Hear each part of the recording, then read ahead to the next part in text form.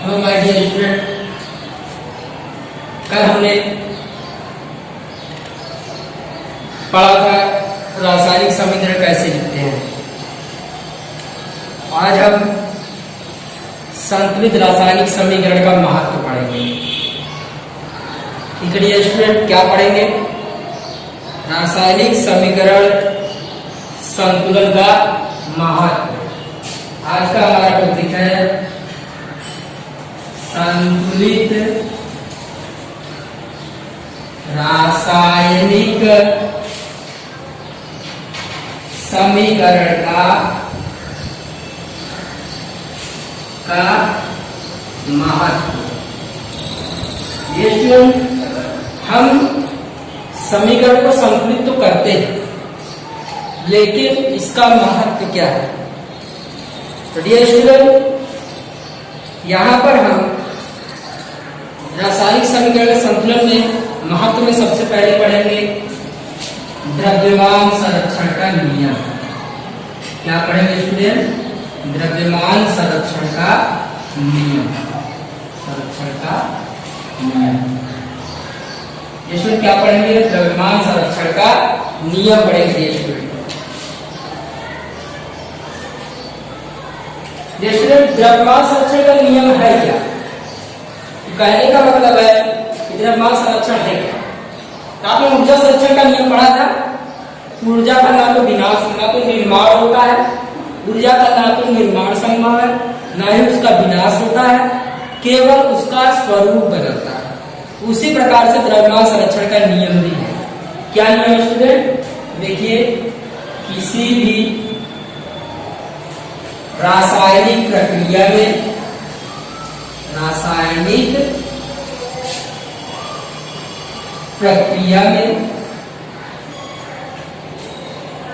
द्रव्यमान का ना तो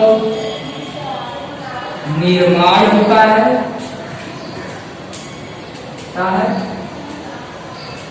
और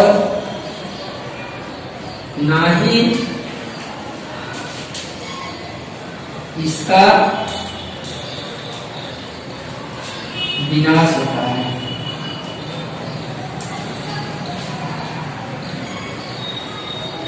द्रव्यमान संरक्षण का नियम क्या है? तो किसी भी रासायनिक प्रक्रिया में द्रव्यमान का ना तो निर्माण होता है और ना ही उसका विनाश होता है। कहने का मतलब है कि केवल द्रव्यमान अभिकारक से उत्पाद की तरफ जाता है, उसका कोई स्वरूप बदलता नहीं है। फॉर द एग्जाम्पल हम बात करें स्टूडेंट, आप देख सकते हैं ZAl प्लस H2SO4 यानी जिंक और सल्फ्यूरिक एसिड के बीच आप प्रक्रिया कराइए स्टूडेंट, तो आप देखेंगे कि ZaSO4 बनेगा यानी जिंक सल्फेट बनेगा और डाई हाइड्रोजन वायु क्या होगी? मुक्त होगी। आप देख सकते हैं, क्या देखते हैं उसका द्रव्यमान संरक्षण के नियम का पालन है। जी हाँ स्टूडेंट, देखिए यहाँ पर जिंक कितना है पहले देखेंगे। जिंक कितना है, क्या क्या है? H है, हाइड्रोजन है, सल्फेट है और ऑक्सीजन। चेक करते हैं कितना। चलिए, यहाँ पर अभिकारक यानी कि रिएक्टेंट या अभिकारक में जिंक कितना है? देखिए यहाँ भी जिंक 1 है, यहाँ भी जिंक 1 है। हेलो स्टूडेंट, यहाँ हाइड्रोजन कितना है? 2 है। यहाँ हाइड्रोजन कितना है? 2 है। यहाँ देखिए सल्फर कितना है? 1 है। यहाँ कितना है? 1 है। ऑक्सीजन कितना है स्टूडेंट? 4 है। यहाँ कितना है? 4 है। देखिए स्टूडेंट, जितना यहाँ था उतना ही यहाँ पर है कि नहीं स्टूडेंट? तो आप कह सकते हैं कि किसी भी रासायनिक प्रक्रिया के दौरान ना तो द्रव्यमान का निर्माण होता है, किसी रासायनिक प्रक्रिया के दौरान ना तो द्रव्यमान का निर्माण होता है और ना ही उसका विनाश होता है। इसी को हम द्रव्यमान संरक्षण का नियम कहते हैं। अब रासायनिक समीकरण संतुलन में इसका क्या महत्व है? इसका कुछ महत्व होगा, ये मैंने लिखा है संतुलित रासायनिक समीकरण का महत्व। क्या महत्व द्रव्यमान संरक्षण के नियम का? तो कहने का मतलब है कि अगर कोई रासायनिक प्रक्रिया द्रव्यमान संरक्षण के नियम का पालन ना करे तो वो रासायनिक समीकरण संतुलित नहीं है, यानी हमें उसको संतुलित करना पड़ेगा। यानी इस पर से हम अंदाजा लगा सकते हैं कि अगर दोनों तरफ द्रव्यमान बराबर नहीं है तो रासायनिक समीकरण संतुलित नहीं है। अब कल मैंने आपको पढ़ाया था, अगर रासायनिक समीकरण संतुलित ना हो तो ऐसे समीकरण को हम कंकाली समीकरण कहते हैं। कहने का मतलब जहां भी द्रव्यमान संरक्षण जिस रासायनिक प्रक्रिया में द्रव्यमान संरक्षण के नियम का पालन ना हो तो ऐसे रासायनिक प्रक्रिया को हम ऐसे रासायनिक समीकरण को हम कंकालीय समीकरण कहते हैं। स्टूडेंट अब इसी पर से हमें आगे पढ़ना है, क्या पढ़ना है स्टूडेंट कि रासायनिक समीकरण संतुलित कैसे किया जाता है, ये हम पढ़ेंगे, ये हमारा अगला टॉपिक होगा।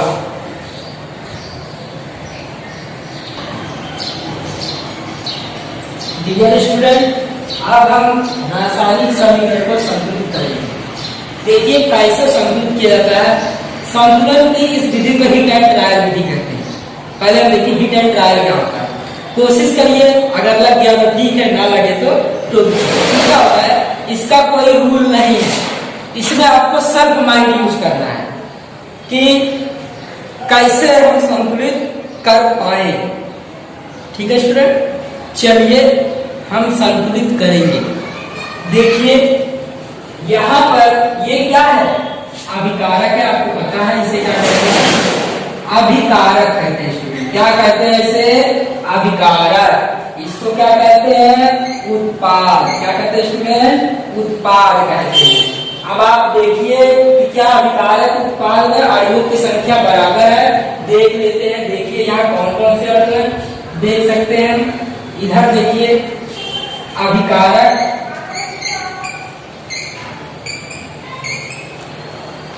उत्पाद, दोनों को ले लें। चलिए इसको हम संतुलित करते हैं। ठीक है, अभिकारक में कौन कौन से अणु है और उत्पाद में कौन कौन से अणु, देख लीजिए। यहाँ पर अभिकारक क्या है, ई है, फिर क्या है स्टूडेंट, हाइड्रोजन है। हाइड्रोजन कितना है स्टूडेंट, तो हाइड्रोजन कितना है, तो आपका हाइड्रोजन है, 2 हाइड्रोजन है। कितना स्टूडेंट, तो हाइड्रोजन की संख्या कितनी है, 2 है। तो जैसे ऐसा मत लिखिए, मैं आपको और आसान कर देता हूँ, कैसे लिखना है बता देता हूँ मैं आपको। देखिए और आसान में कर देता हूँ, एकदम इजी हो जाएगा ये आपके लिए।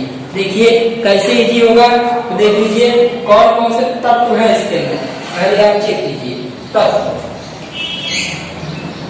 तत्व कौन कौन से हैं, ठीक है।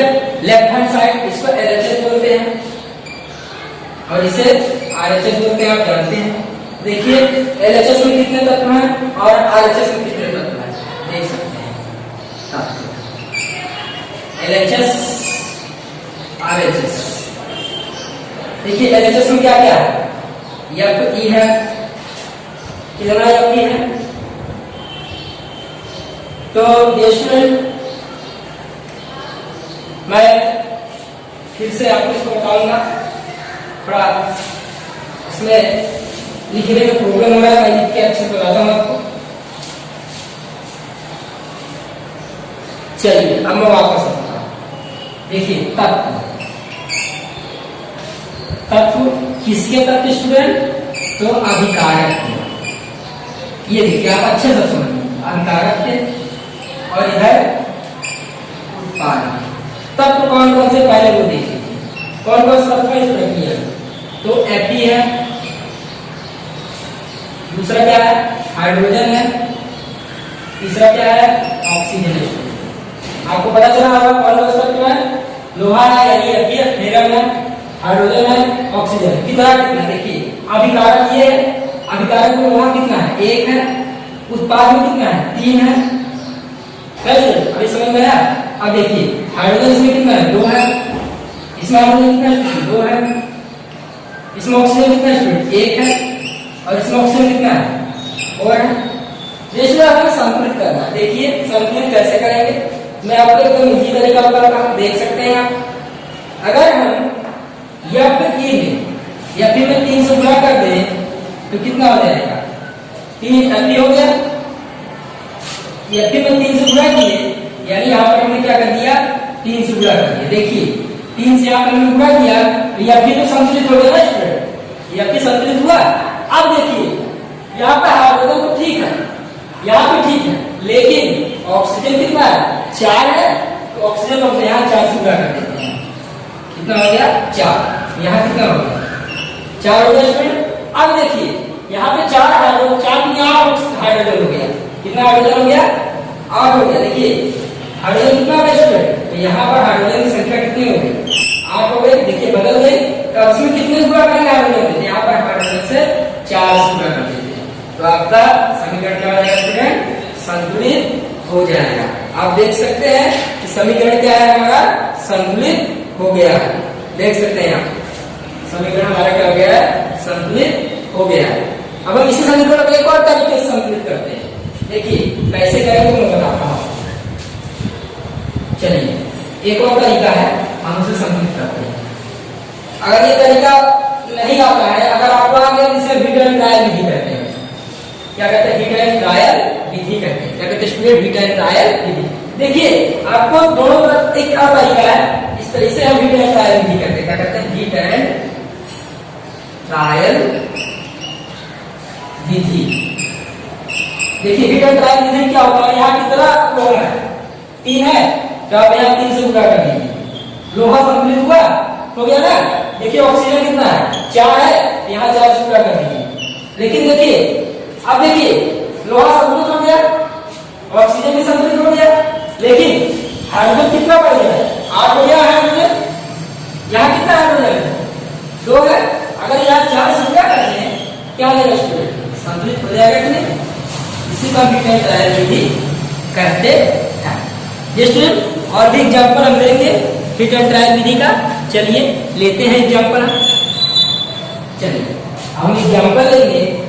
देखिए कौन कौन से एग्जाम्पल इसमें, आप उसको ध्यान से देखिएगा। मैं एग्जाम्पल दूंगा और आपको बारी बारी से बताऊंगा। देखिए डियर स्टूडेंट, एक मैं एग्जाम्पल लेता हूं। पहला है हाइड्रोजन प्लस क्लोरीन। हाइड्रोजन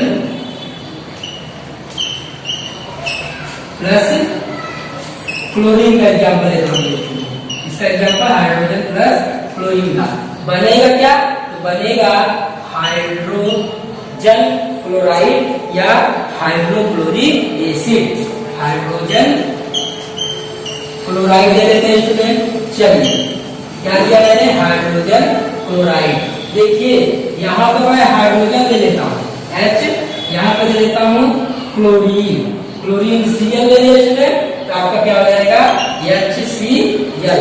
इसी प्रकार से स्टूडेंट मैं एक और एग्जाम्पल लेता हूँ जो आपको समझ में आए कुछ। देखिए मैं एक एग्जाम्पल लेता हूँ, सोडियम प्लस जल। देखिए स्टूडेंट आपके बुक का ये क्वेश्चन है, नीला वाला क्वेश्चन है बुक में, पेज नंबर 6 पे नीचे नीला वाले क्वेश्चन में दिया है सोडियम प्लस जल। देखिए स्टूडेंट बनता क्या है? सोडियम हाइड्रोक्साइड बनेगा, सोडियम हाइड्रोक्साइड बनेगा प्लस हाइड्रोजन गैस बनता है स्टूडेंट। क्या बनता है? हाइड्रोजन गैस बनता है स्टूडेंट। ये स्टूडेंट सोडियम प्लस जल, अब दिया गया है sodium hydroxide plus hydrogen gas बनेगा। स्टूडेंट्स अभी हम इसको देखते हैं किस प्रकार से ये किया जाएगा। स्टूडेंट देखिए आपने पढ़ा था सोडियम का क्या होता है? यम होता है, और जल का क्या होता है? H2O होता है। और देखिए सोडियम हाइड्रोक्साइड का क्या लिख सकते हैं आप? तो हाइड्रोक्साइड क्या होता है? OH होता है। इसका सूत्र बताइए। इसका सूत्र हो जाएगा NaOH प्लस हाइड्रोजन गैस का क्या होगा स्टूडेंट? H2 होगा। हाइड्रोजन गैस क्या होगा? H2 होगा। देखिए इसमें संतुलित है कि नहीं? देखिए सोडियम कितना है? 1 है, यहाँ कितना है? 1 है। अब देखिए हाइड्रोजन यहाँ कितना है? 2 है, यहाँ कितना है? 2 है। ऑक्सीजन कितना है? 1 है। ऑक्सीजन कितना है? 1 है। लेकिन यहाँ पर देखिए एक हाइड्रोजन और कितना हाइड्रोजन है? 3 हाइड्रोजन हो गए स्टूडेंट। चलिए अब हम इसे संतुलित करते हैं। देखिए यहाँ कितना हाइड्रोजन है? 3 है। चलिए हम इसे संतुलित करेंगे। यहाँ पर हम स्टूडेंट यहाँ पर हम 2 सोडियम ले लेते हैं। 2 सोडियम ले लिए, 2 सोडियम ले लिए, 2 सोडियम यहाँ भी कर दीजिए। 2 सोडियम हो गया, 2 सोडियम हो गया। अब देखिए स्टूडेंट यहाँ पे 2 हाइड्रोजन, 2 में 4 हाइड्रोजन। यहाँ पर कितना हाइड्रोजन है? 2 है, तो यहाँ 2 से गुणा कर दीजिए। कितना हाइड्रोजन हो गया? 2 sodium, 2 sodium, 2 hydrogen, 2 hydrogen, 2 hydrogen, 2 में 4 हाइड्रोजन। यहाँ पे 4 हाइड्रोजन, यहाँ पर 2 ऑक्सीजन, देख लीजिए, और यहाँ पर 2 ऑक्सीजन। इस प्रकार से हम क्या करते हैं स्टूडेंट? समीकरण को संतुलित करते हैं। चलिए एक एग्जाम्पल और देख लेते हैं स्टूडेंट। इसी प्रकार फटाफट आप बुक में पेज नंबर 6 पर मैंने जो क्वेश्चन सोल्व कराया है उसको आपको घर से सोल्व करना है, संतुलित करना है।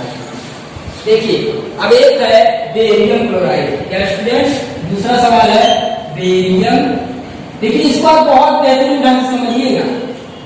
बेरियम क्लोराइड आपको ऐसा ही देगा एग्जाम में 2 नंबर में, बेरियम क्लोराइड प्लस दिया है एल्युमिनियम सल्फेट। क्या दिया स्टूडेंट? Aluminium sulphate. क्या दिया है? Aluminium sulphate. अब बनता क्या स्टूडेंट? तो एल्युमिनियम क्लोराइड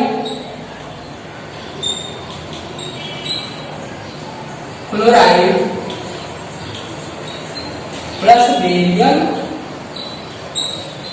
सल्फेट। स्टूडेंट अब हम इसको लिखेंगे। बेरियम क्लोराइड क्या होता है? बेरियम क्या होता है स्टूडेंट? बेरियम Ba और क्लोराइड क्या होता है? Cl। तो Ba का कितना होता है? समझना है, सॉरी Ba की संयोजकता 2, क्लोरीन की 1। तो आप गुणा कीजिए, इसका सूत्र क्या आ जाएगा? BaCl2। और आप इसका सूत्र लिखिए BaCl2 लिखिए स्टूडेंट। क्या लिखिए? BaCl2। इसी प्रकार स्टूडेंट एल्युमिनियम सल्फेट है, तो एल्युमिनियम क्या? Al, सल्फेट क्या? SO4। देखिए सल्फेट क्या होता है? 2 होता है और एल्युमिनियम कितना होता है? 3। गुणा कीजिए इसका, तो Al2SO4 का होल प्राइम। ये किसका सूत्र हो गया? एल्युमिनियम सल्फेट का Al2SO4 का होल प्राइम। इसका सूत्र मिल गया स्टूडेंट। चलिए अब हम आगे देखते हैं एल्युमिनियम क्लोराइड का। एल्युमिनियम का ये है, क्लोरीन का ये है। क्लोरीन कितना होता है? 1, एल्युमिनियम कितना? 3। गुणा कर दीजिए तो क्या हो जाएगा? AlCl3 लिखिए। चलिए लिखिए, यहाँ पर 3 का निशान लगाइए, ये हो जाएगा AlCl3 स्टूडेंट। क्या हो जाएगा? AlCl3। इसी प्रकार से बेरियम सल्फेट लिखिए। बेरियम का ये, सल्फेट का ये स्टूडेंट। सल्फेट का 2 और बेरियम का 2। गुणा कर दीजिए तो आपका हो जाएगा BaSO4। क्या है स्टूडेंट? BaSO4। चलिए देखिए संतुलित है कि नहीं स्टूडेंट, देख लेते हैं ये संतुलित है कि नहीं, चेक करते हैं। चलिए यहाँ इलेक्ट्रॉन कितना है स्टूडेंट? 2 है।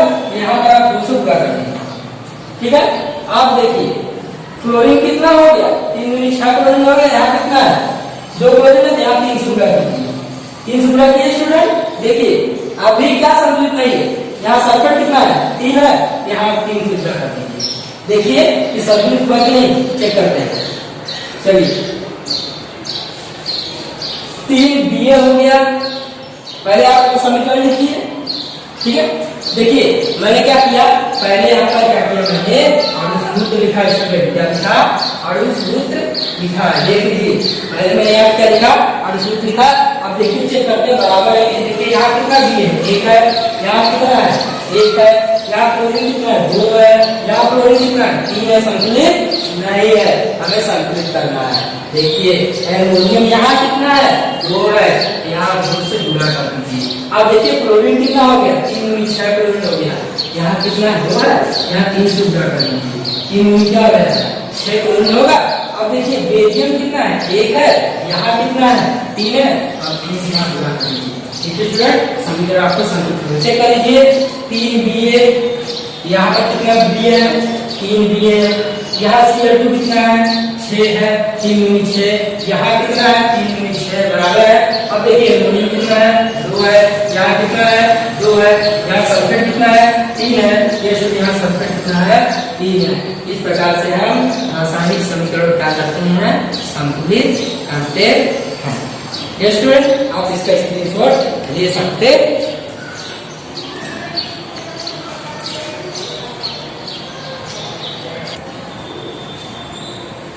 डियर स्टूडेंट अभी आपको क्या करना है? अणुसूत्र लिखना है। किसका किसका लिखना है? बेरियम क्लोराइड का। जैसा मैंने विधि बताया था अनुसार आपको अणुसूत्र लिखना है। बेरियम क्लोराइड का, एल्युमिनियम सल्फेट का, सोडियम क्लोराइड का, मैग्नीशियम सल्फेट का, सल्फ्यूरिक एसिड का, नाइट्रिक एसिड का, एल्युमिनियम क्लोराइड का और मैग्नीशियम हाइड्रोक्साइड का आपको अणुसूत्र लिखना है। डियर स्टूडेंट ये आज का आपका होमवर्क है।